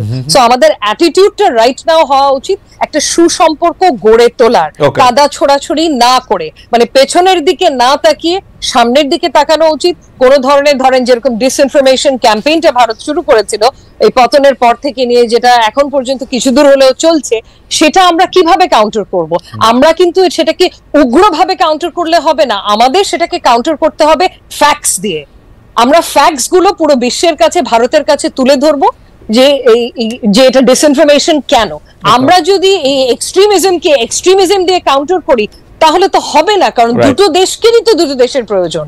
এবং কিছু দূর হলেও ভারত থেকে যখন ফরেন সেক্রেটারি আসলেন, ওনার বক্তব্যের সাথে মানে উনি বক্তব্য দিলেন যে ওনাদের সাথে মিডিয়া থেকে যে ডিসইনফরমেশন ক্যাম্পেইন, সরকারের সাথে ভারতের সেই ক্যাম্পেইনের কোনো সম্পৃক্ততা নেই।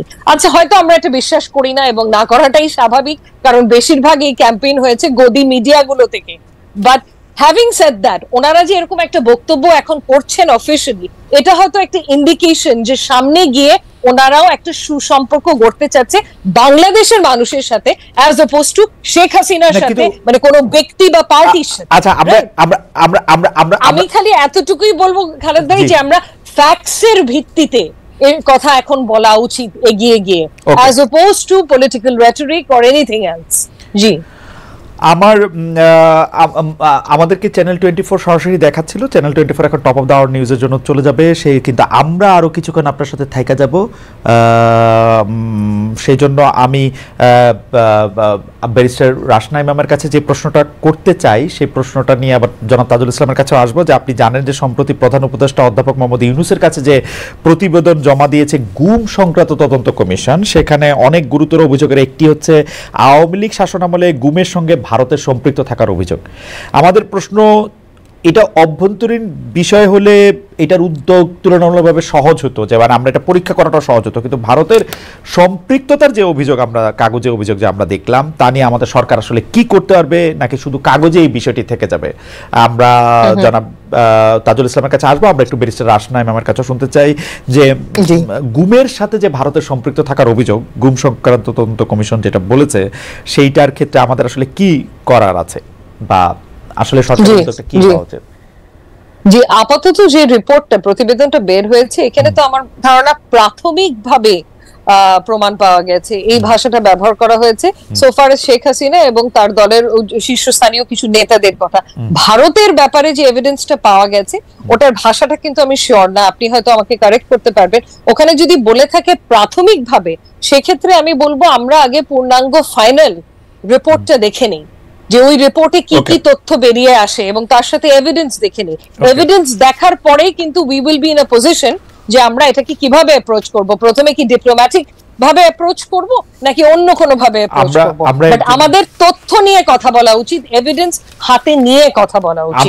আমার ধারণা জনাব তাজুল ইসলাম আমাদের এই ব্যাপারে একটু সাহায্য করতে হবে। জনাব তাজুল ইসলাম, যে গুম সংক্রান্ত তদন্ত কমিশনের রিপোর্টে এই জাতীয় কাজের জন্য ভারতের সম্পৃক্ততা থাকার অভিযোগ এসছে বলে আমরা জেনেছি, এইটার ক্ষেত্রে আসলে সরকারের কি করার দরকার, এবং এটা কিভাবে, মানে আপনি আরেকটু আমাদেরকে একটু জানাবেন কিনা যে এটাতে আসলে আমরা মানে ইনফরমেশনটা কি? কারণ আমরা পত্রপত্রিকায় পড়েছি যে এই ভারতীয় সম্পৃক্ততা পেয়েছে গুম সংক্রান্ত কমিশন, কিন্তু আমরা এর চেয়ে বেশি কিছু জানতে পারিনি এখনো।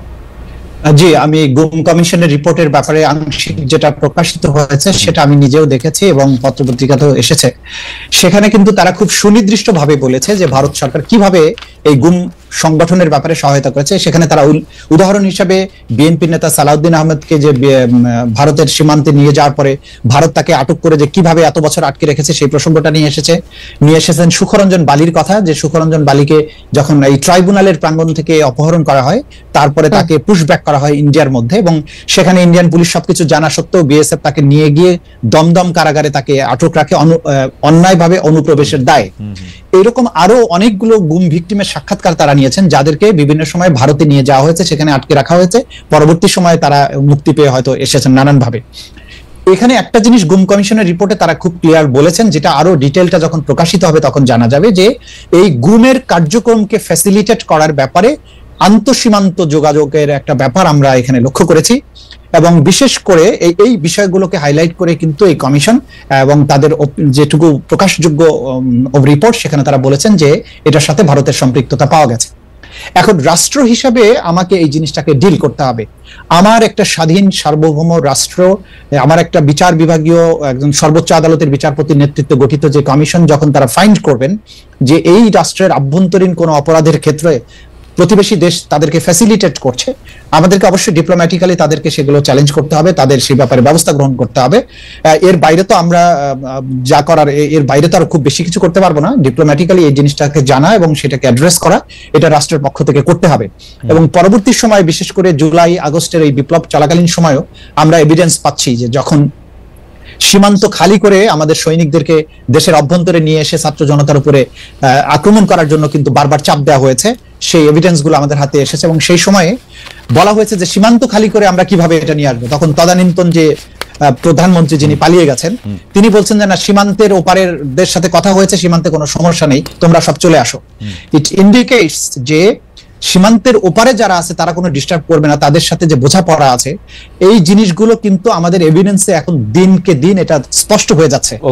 যে কারণে এই জিনিসগুলো বাংলাদেশের এই তরুণ ছাত্র জনতা যে ভারত বিরোধী যে মনোভাব যাদের তুঙ্গে উঠেছে, এত বছরের নিপীড়ন নিগ্রহ, এখানে যে তাদের সম্পৃক্ততা প্রকাশ্যে অপ্রকাশ্যে নানানভাবে সেটা ছিল, সেটা ভাষা পেয়েছে এই গুম কমিশনের রিপোর্টের মধ্য দিয়ে। মানে আমি আসলে এই রাজনৈতিক বয়ানটা বুঝতে চেষ্টা করি, মানে শেখ হাসিনা নিজে যেগুলি অপরাধ করতেছে, নিজে যেগুলি কাজ করতেছে, সেগুলিরও দায় সবটাই আমরা ভারতের উপরেই দিব এখন, তাই তো?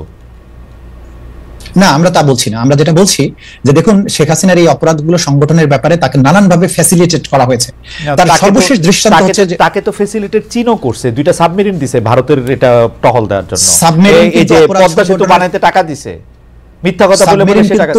হ্যাঁ, সাবমেরিন কিন্তু কোনো ক্রাইমস এগেইনস্ট হিউম্যানিটি সংগঠনের কাজে ব্যবহৃত হয়নি। এবং পদ্মা সেতুতে সে ঋণ যেটা দিয়েছে সেটা দিয়ে বাংলাদেশের ইনফ্রাস্ট্রাকচার ডেভেলপমেন্ট হচ্ছে, যদিও সেখানে দুর্নীতি হয়েছে। আমি বলতেছি কিন্তু ধরেন একটা গুমের ক্ষেত্রে যখন সাহায্য করবে, যখন সীমান্ত খালি করে বাংলাদেশের জনগণের উপরে আঘাত করো, তোমার সৈনিককে নিয়ে সীমান্ত খালি করে দাও, এই ধরনের সম্পৃক্ততা এক জিনিস। সেটা তো আপনি বলতেছেন, মানে এটা তো আপনার বলা, মানে আমি তো আর এটার ফ্যাক্ট আমি জানি না। মানে বাংলাদেশের কোন সরকার প্রধান সীমান্ত খালি করে দাও, সৈনিকদের মারা, এটা ইটস লাইক, মানে এটা অনেক বড় স্টেটমেন্ট। মানে এটা নিশ্চয়ই সৈনিকদের মারা না, আমি আপনাকে বলছি দায়িত্ব নিয়ে আমাদের তদন্তের মাধ্যমে আমরা পাচ্ছি যে যখন 5ই আগস্টের যখন ঢাকাকে কন্ট্রোল করতে পারছিল না, তখন প্রাইম মিনিস্টার নির্দেশ দিয়েছিলেন বিজিবিকে যে তোমরা সীমান্ত থেকে ঢাকা শহরের দিকে মার্চ করো। এবং আপনারা জানেন যে 5ই আগস্ট বিভিন্ন রাস্তায় রাস্তায় বিজিবির সাথে ছাত্র জনতার সংঘর্ষ হয়েছে, তারা ঢাকার দিকে মার্চ করছিল। সেই তথ্য আছে। বিডিআর নিয়োগ করতে হলে তো সীমানা থেকেই নিতে হবে, আর কোথাও থেকে তো নিয়োগ করার উপায় নাই, মানে বিজিবিকে নিয়োগ করা। তাহলে সীমান্তকে অরক্ষিত রেখে আপনি সৈনিকদেরকে ঢাকার দিকে মার্চ করতে বলা, এবং সেক্ষেত্রে আবার যখন বলা হয়েছে যে আমি যেটা করব, তো তাহলে তো সীমান্ত অরক্ষিত হয়ে যাবে। তখন তিনি যে অ্যানসার গুলো দিয়েছেন, যেগুলোর প্রমাণ আমরা পেয়ে গেছি আমাদের হাতে, তো এগুলোর থেকে এগুলো অনেক বেশি সত্য কথা, কিন্তু ইট ইজ রিয়ালিটি। ওকে, ঠিক আছে, আমি মেনে নিলাম। এমনিতেই লোকে বলতেছে যে আমি আওয়ামী লীগের প্রেসিডিয়ামের সদস্য কিনা, কেন তো আওয়ামী লীগের হয়ে কথা বলতেছি যে ভাই আচ্ছা যাই হোক, প্রেসিডিয়াম কিন্তু ফাঁকা আছে, আপনি চাইলে হয়ে যেতে পারেন। এই ফাঁকা হয়ে যেতে পারে না, আপনার ধারণা যে আমি খালি ফাঁকা হইলেই সেই জায়গায় গিয়ে বসি, ব্যাপারটা এরকম না কিন্তু তাজুল ভাই। মানে এটা আমি, আচ্ছা, আমার 2টা প্রশ্ন এটার মধ্যে এটা আছে, সেটা হচ্ছে যে সারা দেশে আওয়ামী লীগ নেতাকর্মীদের আসামি হিসাবে আদালতে হাজির করা হলে তাদের উপর ডিম মলমূত্র নিক্ষেপ, অনেক ক্ষেত্রে আইনজীবীদের কে দাঁড়াতে না দেওয়া, এইটা আপনি দীর্ঘদিন, মানে এইটা আপনি ফেস করেছেন, কারণ আমরা আপনাদের সাথে কথা বলেছি, এইটা আপনি আসলে কিভাবে দেখেন যে এটা ঠিক হচ্ছে? প্রথম কথা হচ্ছে আমার দায়িত্বের মধ্যে আছে আন্তর্জাতিক অপরাধ ট্রাইব্যুনাল। এখানে আপনারা দেখেছেন যে তাদেরকে কোনো হাত করা পড়ানো হয় না, তারা খুব পিসফুলি এখানে আসেন এবং তারা হাত নাড়েন, তারা দোয়া চেয়েছেন, তারা হাসি মুখে কথা বলেছেন। এটার জন্য আমাদেরকে ক্রিটিসাইজ করা হচ্ছে যে তোমাদের আগের সব আলেম ওলামাদেরকে পড়ানো হয়েছে, তোমাদের এখানে আপনাদের সাথে আওয়ামী লীগের ভালোবাসা বেশি, তাজুল ভাইয়ের সাথে আওয়ামী লীগের ভালোবাসা বেশি। হ্যাঁ, এই জাতীয় কথা বলা হচ্ছে। তো এটা যেটা জজ কোর্টে প্রথম দিকে ধরেন যখন ম্যাজিস্ট্রেট কোর্টগুলোতে তাদেরকে হাজির করা হয়েছে, তখন জাস্ট বিপ্লবের পর একটা তখন একটা ট্রমার থেকে বেরিয়ে আসা, এবং মানুষ তখন অনেক বেশি উত্তেজিত, শহীদদের রক্ত তখনও শুকায় নাই, মানুষ আহত, তখন একটা ইমোশনের ভিত্তিতে যেগুলো হয়েছে সেগুলো অনাকাঙ্ক্ষিত, এগুলো আদালত অঙ্গনে হতে দেওয়া উচিত নয়। তবে এটা কিন্তু এখন বন্ধ হয়ে গেছে এবং আমরা কেউই চাইবো না যে এই ধরনের পরিবেশ অন্তত আদালতে হোক। আচ্ছা, জয় বাংলা এখন জাতীয় স্লোগান না, কিন্তু এই স্লোগান নিষিদ্ধও না, কিন্তু আমাদের কাছে খবরগুলো এরকম আসতেছে যে জয় বাংলা স্লোগান দিতে গেলে আক্রমণের মুখে পড়তেছে। জয় বাংলা স্লোগান দেওয়ায় বা লেখার কারণে চাঁপাইনবাবগঞ্জে ছাত্রলীগের 2 জন কর্মীকে হত্যা করা হয়েছে। মানে সিরিয়াসলি এরকম ঘটনা ঘটতেছে আসলে তাজুল ভাই? আমার জানা নেই, তবে জয় বাংলা স্লোগানকে যেভাবে অপব্যবহার করা হয়েছে, প্রত্যেকটা অপকর্মের সাথে, হত্যাকাণ্ড, দুর্নীতি করতে গিয়ে জয় বাংলা স্লোগান দিয়েছে, মানুষ মারতে গিয়ে জয় বাংলা স্লোগান দিয়েছে, ব্যালট বাক্স ছিনতাই করতে গিয়ে জয় বাংলা স্লোগান দিয়েছে। এইভাবে যখন একটা অপরাধের স্লোগান হয়েছে, যখন সে ধরা পড়তে গেছে তখন সে জয় বাংলা বলে ফেলেছে। কারণ হচ্ছে যে কারণ এই জয় বাংলা বলতে গেলে তো আর আওয়ামী লীগের সার্টিফিকেট লাগে না, এটা তো আমিও বলতে পারি, আপনিও বলতে পারেন, তাই না?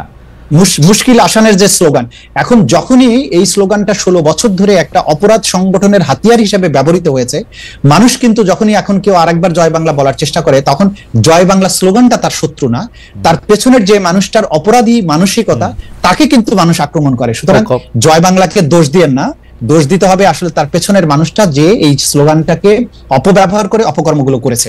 সুতরাং বাংলাদেশে এই পরিস্থিতিটা আরো কিছুদিন থাকবে। আমার মনে হয় যে এই জয় বাংলা স্লোগানে যদি কোনো সমস্যা না থাকে, এটা ঠিক হয়ে যেত আপনারা যদি জয় বাংলা স্লোগান দিতে শুরু করতেন, তাইলে যেহেতু এটা আমাদের মুক্তিযুদ্ধের স্লোগান, এটা তো দেয়াই যেতে পারে, কিন্তু যেহেতু এটা আওয়ামী লীগেরই দেওয়ার জন্য আপনারা এটা রাইখা দিচ্ছেন, তাতে ঝামেলা হয় কিনা।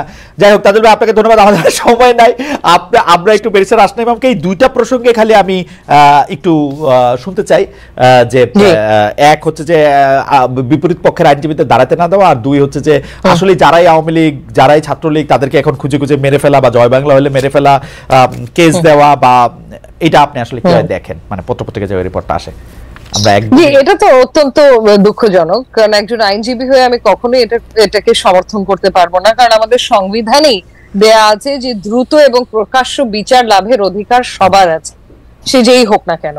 সো এইভাবে করে হেনস্থা করা তো একেবারেই উচিত হবে না, এবং আই থিঙ্ক এটা কমেওছে। যেটা তাজুল ভাই বলছিল যে পতনের পর এটা বেড়ে গেছিল, কিন্তু এখন এটা আস্তে আস্তে কন্ট্রোলে আনা হয়েছে, এবং আশা করি সামনে গিয়ে এরকম আর পরিস্থিতি দাঁড়াবে না। সো অবভিয়াসলি এটাকে আমি কোনোভাবেই ভালো চোখে দেখি না এবং সমর্থনও করি না। আপনার আরেকটা প্রশ্ন ছিল হচ্ছে যে, না, 2টি প্রশ্ন আমি একসাথে করেছিলাম, যে ওই যে যারা আইনজীবীদেরকে তাদের মক্কেলদের হয়ে মামলা লড়তে না দেওয়া, যদি তারা আওয়ামী লীগ করে থাকেন, বা তাদের এইটার ব্যাপারে আপনি কি বলেন? তারা আইনি সুবিধা পাচ্ছেন না বা আইনজীবীদেরকে দাঁড়াতে দিচ্ছেন না, তাদের আইনজীবীদেরকেও হেনস্থা করা হচ্ছে, এইটা আপনি আসলে কিভাবে দেখেন? একেবারেই সমর্থন করছি না, এটা অত্যন্ত নিন্দাই করছি বরঞ্চ, কারণ একই জিনিস আমাদের সংবিধানে তো নিশ্চিত করা হয়েছে, এই right two fair trial, right two legal representation, automatically ওটার থেকে এক্সট্রাপোলেট করলেই চলে আসে। সো এরকম একটা সাংবিধানিক অধিকারকে আমরা কোনোভাবেই কাউকেই বঞ্চিত করতে পারি না, এবং লিগ্যাল রিপ্রেজেন্টেশন পাওয়াটা, মানে থাকাটাও তাদের অধিকার।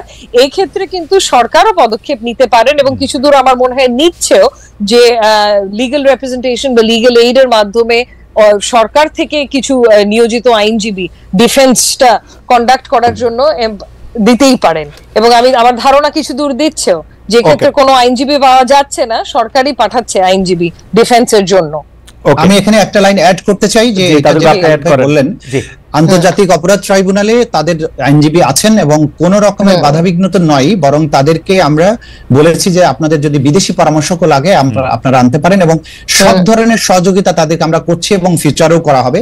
সুতরাং প্রথম দিকে যেটা হয়েছে, যেটা আমি বললাম যে ডিম ছোড়ার কাজটা যেটা প্রথম দিকে উত্তেজনার সময় হয়েছে, ওই সময়ই কিছু বিচ্ছিন্ন ঘটনা ঘটেছে, এটা কিন্তু এখন আর হচ্ছে না।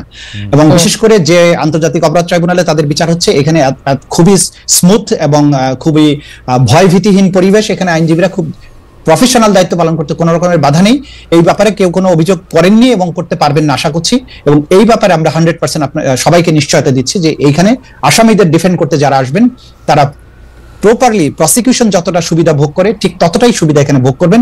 এই ব্যাপারে কারো মনে যেন কোনো দ্বিধা না থাকে, আমরা তাদেরকে সব ধরনের আইনগত সুযোগ দেওয়ার জন্য সব ধরনের ব্যবস্থা করছি। জনাব তাজুল ইসলাম, আপনাকে অনেক ধন্যবাদ, ব্যারিস্টার খালেদ ভাই। আমি যদি একটা বক্তব্য অ্যাড করতে পারি খালি এখানে, শুধু একটা যেটা বলবো, যে এই যে বিচার প্রক্রিয়াটা এখন হবে, যেখানে আওয়ামী লীগের শেখ হাসিনা থেকে শুরু করে সকল শীর্ষস্থানীয় নেতা থেকে নিচের দিকে সবাইকে বিচার করা হবে, পুরো পৃথিবী কিন্তু এটার দিকে তাকিয়ে আছে, বিশেষ করে আন্তর্জাতিক অপরাধ ট্রাইব্যুনাল। আর পৃথিবী কি আমরা তাকিয়ে আছি, ইন্ডিয়া তাকিয়ে আছে, এবং ভারতে ইন্ধন যোগানোর জন্য তো আওয়ামী লীগের লোকজন বসেই আছে। আমার মনে হয় এই ব্যাপারটা একদমই পরিষ্কার। বেরিস্টার রাসনা ইমাম, আপনাকে গ্রহণযোগ্যতাটা খুব দরকার, এটা গ্রহণযোগ্য হতে হবে। বেরিস্টার রাসনা ইমাম, আপনাকে অনেক ধন্যবাদ জনাব তাজুল ইসলাম, আপনাকেও। এবং আমি আসলে তাজুল ভাই যেহেতু কথাটা উঠালেন এবং অনেক দর্শক যেহেতু জানতে চাইছেন, না আমি আওয়ামী লীগের সভাপতির পদও যদি দেওয়া হয় আমি নিতে ইচ্ছুক না, আওয়ামী লীগেরটাও যেমন নিতে ইচ্ছুক না, বিএনপিটাও নিতে ইচ্ছুক না। তাজুল ভাই বাংলাদেশের প্রেসিডেন্ট হন, রাসনা ইমাম প্রধানমন্ত্রী হন, আপনাদের জন্য অনেক শুভেচ্ছা থাকলো। অনেকগুলি রাজনীতি আপনারা করেন, আমি রাজনীতির মধ্যে নাই, আপাতত নাই। আপনাদের সবাইকে অনেক অনেক অনেক ধন্যবাদ জনাব তাজুল ইসলাম, ধন্যবাদ বেরিস্টার রাসনা ইমাম। আপনাকেও ধন্যবাদ খালেদ। ধন্যবাদ। জি।